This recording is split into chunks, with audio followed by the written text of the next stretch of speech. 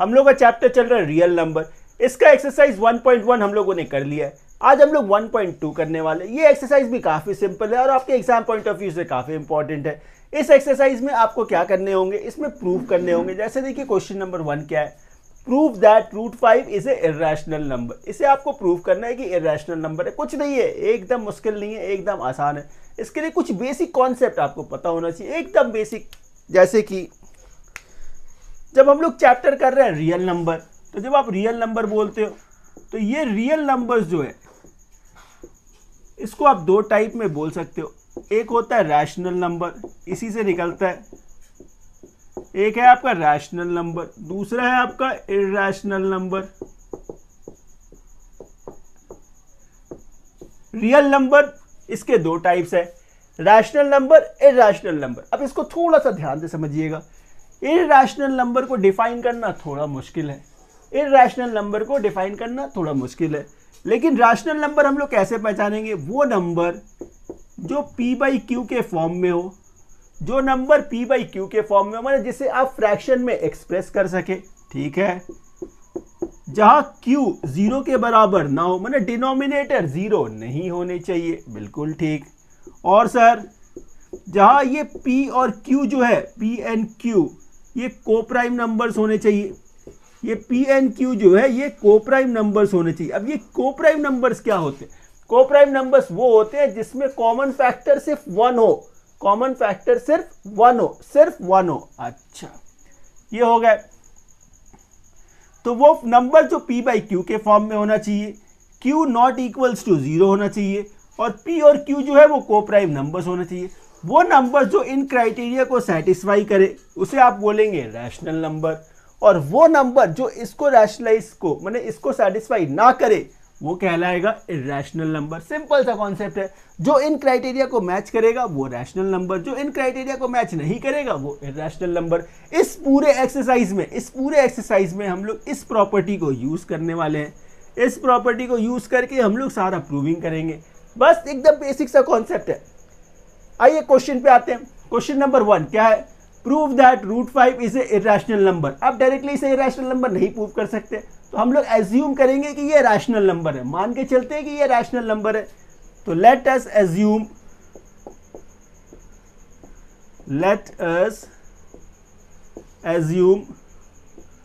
√5 be a rational number. इसे आपने assume कर लिया कि ये रैशनल नंबर है, ठीक है सर। यदि ये रैशनल नंबर है तो इसे आप p/q के फॉर्म में एक्सप्रेस कर सकते हैं। इसे आप p/q के फॉर्म में एक्सप्रेस कर सकते हैं, जी हाँ बिल्कुल कर सकते हैं।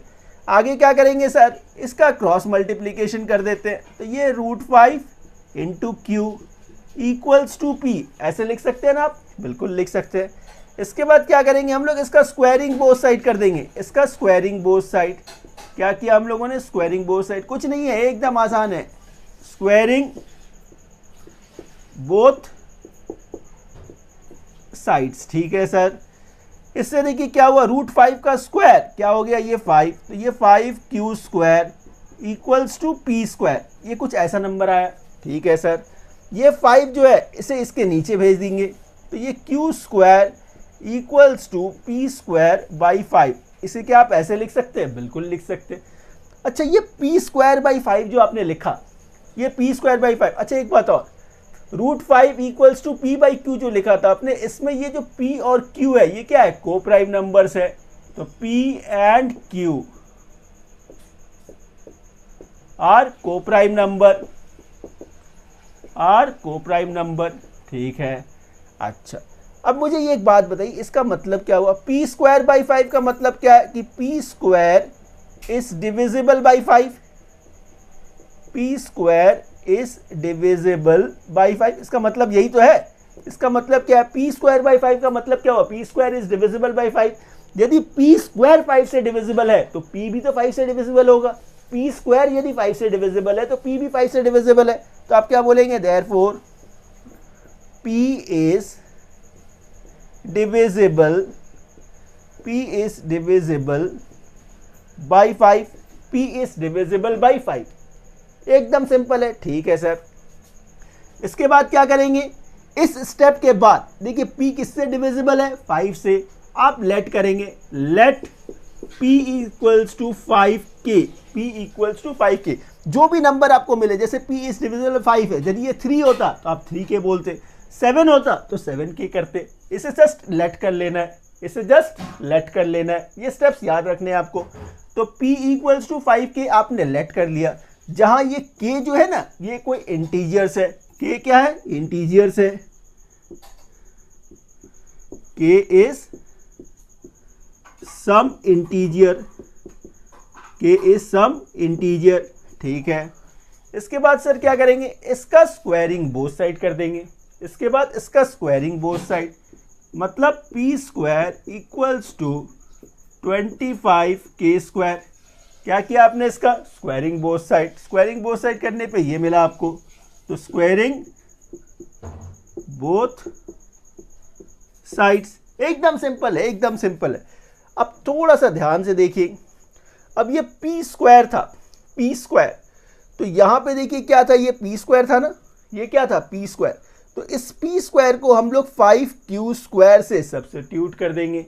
ये p स्क्वायर जो क्या था, 5q स्क्वायर था, तो ये p स्क्वायर को हमने क्या किया, 5q स्क्वायर, इससे सब्स्टिट्यूट कर दिया। इससे देखिए आपको क्या मिला, ये 25k स्क्वायर, 25k स्क्वायर। इस 25 को इसके नीचे लेके आएंगे, तो ये 5q square by 25 equals to क्या है, ये k स्क्वायर। एकदम सिंपल है, एकदम सिंपल। अब ये देखिए 5 × 25, तो इसे आप क्या बोलेंगे, ये q square by 5 equals to k square. मतलब again q square is divisible by 5, मतलब q square is divisible by 5। अब यदि q स्क्वायर 5 से डिविजिबल है तो q भी 5 से डिविजिबल होगा, तो therefore q is also divisible by 5। तो इससे हुआ क्या सर, इससे ये हुआ कि p और q दोनों 5 से डिविजिबल है, मतलब इन दोनों का एक कॉमन फैक्टर मिल गया आपको। क्या मिला, 5। तो फिर आप लिखेंगे both p and q have a common factor,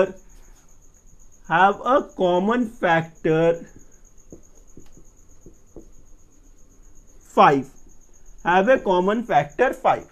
तो इससे क्या हुआ सर, अरे इससे हम लोगों का एजम्पशन गलत प्रूव हो गया। हम लोगों ने p और q को को प्राइम नंबर माना था, और को प्राइम नंबर क्या होते हैं, जिसमें 1 के अलावा और कोई कॉमन फैक्टर नहीं होने चाहिए। 1 के अलावा और कोई कॉमन फैक्टर नहीं होने चाहिए, जबकि यहाँ पे दूसरा कॉमन फैक्टर 5 आ गया। तो हेंस our assumption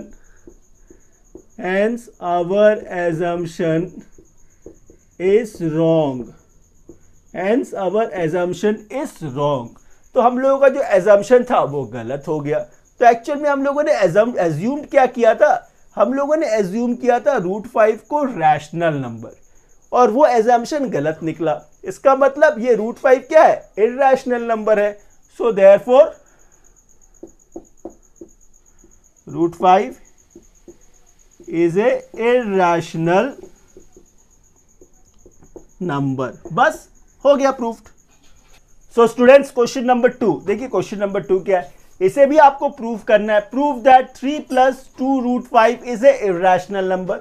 इसको भी करने का जो स्टेप्स है वो सिमिलर स्टेप्स है, लेकिन काफी सिंपल है। कुछ स्टेप्स में ऐसे क्वेश्चंस हो जाते हैं। सबसे पहला स्टेप आपको एज्यूम करना है। क्या एज्यूम करना है, रैशनल नंबर एज्यूम करना है। Let us assume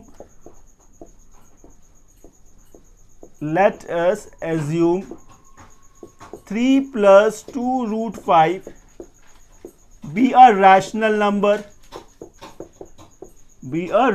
number। इसे आपने रैशनल नंबर एज्यूम किया। जब आपने इसे रैशनल नंबर एज्यूम किया तो ये क्या है, ये p/q के फॉर्म में एक्सप्रेस हो सकता है। तो इक्वल्स टू क्या है, p/q, जहां p और q क्या है, को प्राइम नंबर। तो यहां लिखेंगे आप where p and q are coprime number, एकदम आसान है, कंफ्यूज एकदम मत होइएगा।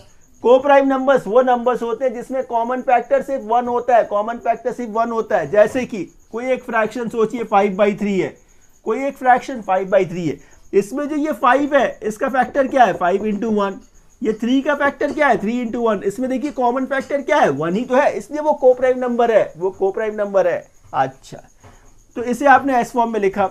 इसके बाद क्या करेंगे सर, ऐसे क्वेश्चन में क्या होता है कि रूट वाले नंबर को एक तरफ रखना होता है और जिसमें रूट नहीं है इसको दूसरी तरफ ले जाना है आपको। तो ये +3 है, इसे दूसरी तरफ भेजेंगे, तो ये 2√5 = p/q -3 मतलब 3/1। ठीक है सर। इसके बाद ये 2√5, ठीक है, इसमें जब आप एलसीएम लेंगे तो ये q रह गया, ये p -3q, इसे आप ऐसे लिख सकते हैं बिल्कुल। ये 2 मल्टीपल है, इसे भी इधर लेकर आएंगे, तो ये √5 = p -3q/2q, इसे आप ऐसे लिख सकते हैं, बिल्कुल लिख सकते हैं। अच्छा, ये √5 जो है ये इरैशनल नंबर है, इसे आपको प्रूव नहीं करना है, इसे आपको प्रूव नहीं करना है, जस्ट आप लिखेंगे we know that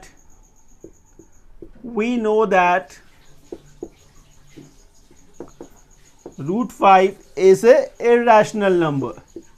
We know that √5 is a irrational number. ये तो आपने लिख दिया, ठीक है सर। दूसरी तरफ देखिए क्या है, p -3q/2q, ये जो p और q जो यहाँ पे यूज हुआ है ये इंटीजर्स है, और कभी भी जब इंटीजर्स का आप डिवाइड करेंगे तो आपको रैशनल नंबर मिलेगा। कभी भी दो इंटीजर्स का जब डिवाइड करेंगे तो आपको रैशनल नंबर मिलेगा। तो आप क्या लिखेंगे, on solving p -3q/2q we will get a rational number. जब इसको आप सॉल्व करेंगे तो आपको क्या मिलेगा, रैशनल नंबर मिलेगा। मतलब क्या हुआ सर, LHS में तो इरैशनल नंबर है, RHS में रैशनल है, और ये बीच में =2 है, इसका मतलब LHS not equals to RHS, इसमें LHS और RHS इक्वल नहीं है। तो जब ये दोनों इक्वल नहीं है मतलब हम लोग का एजम्पशन गलत है, hence our assumption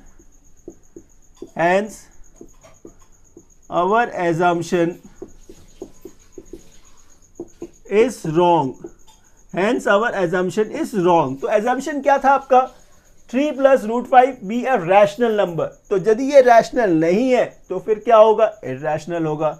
so therefore 3 + 2√5 is irrational number। देखिए कितना आसान था। चलिए नेक्स्ट क्वेश्चन करते हैं। सो स्टूडेंट्स, क्वेश्चन नंबर 3 देखिए, क्वेश्चन नंबर 3 क्या है, prove that the followings are irrational number. इसे भी आपको प्रूव करना है। तो 3 का 1 क्या है, 1/√2। इसका भी स्टेप्स एकदम सिमिलर है।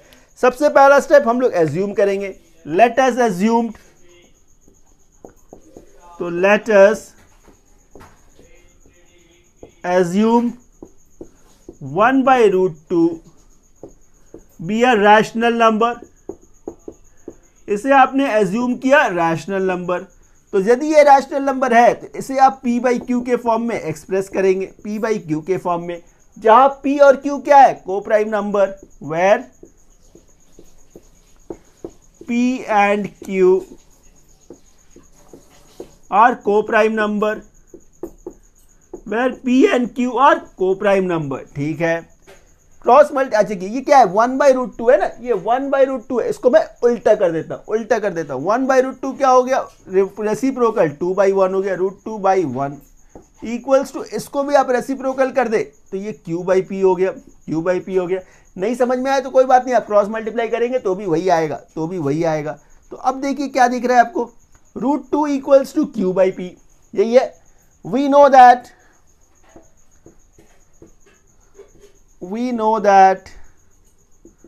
√2 is a irrational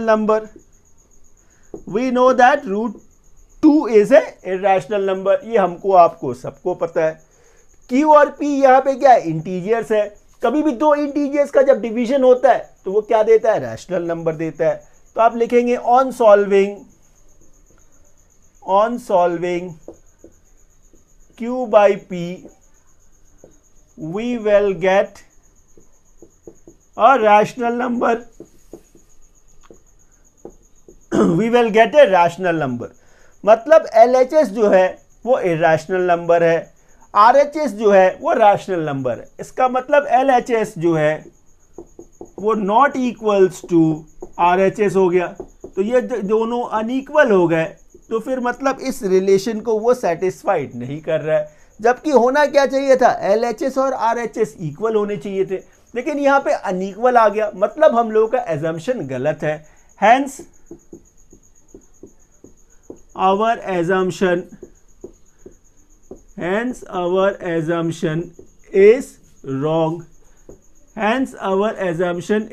रॉन्ग। तो एजम्पशन क्या था आपका, हम लोगों ने एज्यूम किया था 1/√2 जो है वो रैशनल नंबर है, और ये एजम्पशन गलत निकला। मतलब 1/√2 is a irrational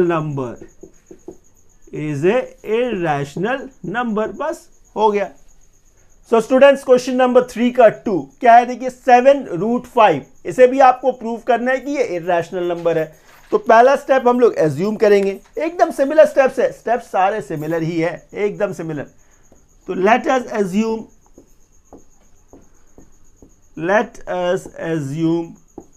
7√5 be a rational number। ठीक है, जब ये रैशनल नंबर है तो इसे आप P/Q के फॉर्म में एक्सप्रेस करेंगे, तो ये P/Q हो गया, P/Q।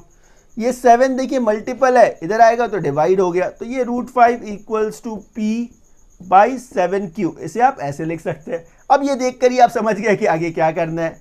बिल्कुल ठीक, √5 क्या है, we know that √5 is a irrational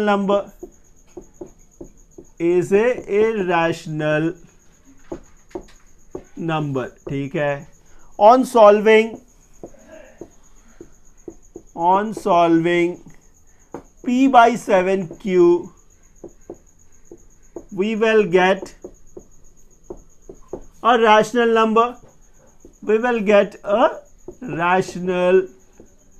number। ठीक है, तो LHS जो है वो नॉट इक्वल्स टू RHS हो गया, क्योंकि LHS जो है वो आपका क्या मिला, इरेशनल, RHS क्या मिला, रैशनल, मतलब दोनों अनइक्वल है। अनइक्वल है इसका मतलब हम लोगों का एजम्पशन जो है वो गलत है।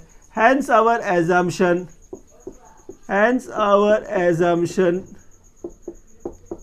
Is wrong.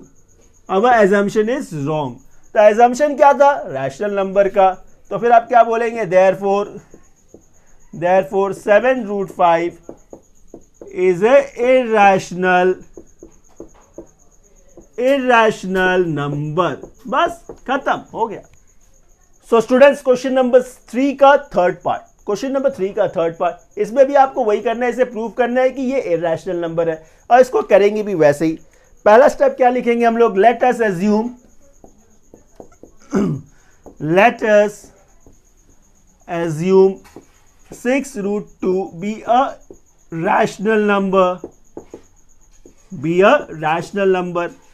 नेक्स्ट स्टेप क्या होगा, ये 6√2 इक्वल्स टू P/Q, जहां P और Q क्या है, coprime number, P and Q are coprime number.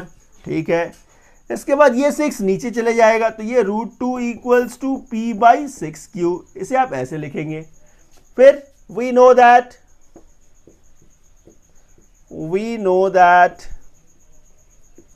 √2 is a irrational number। बिल्कुल ठीक। अच्छा, on solving P/6 we will get a rational number, क्योंकि ये P और Q क्या है, इंटीजर्स है, और इंटीजर्स को जब भी आप डिवाइड करेंगे तो आपको रैशनल नंबर मिलेगा। we will get a rational number।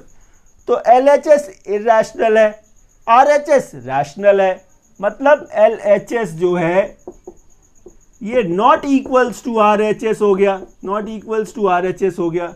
मतलब हम लोगों का जो एजम्पशन है, our assumption is wrong, our assumption is wrong. तो एजम्पशन क्या था आपका, 6√2 बी ए रैशनल नंबर, तो फिर क्या निकला ये, therefore 6√2 is a irrational number. इस तरह से देखिए ये क्वेश्चन और ये एक्सरसाइज दोनों ही कंप्लीट हो गया। Thank you for watching this video, thank you.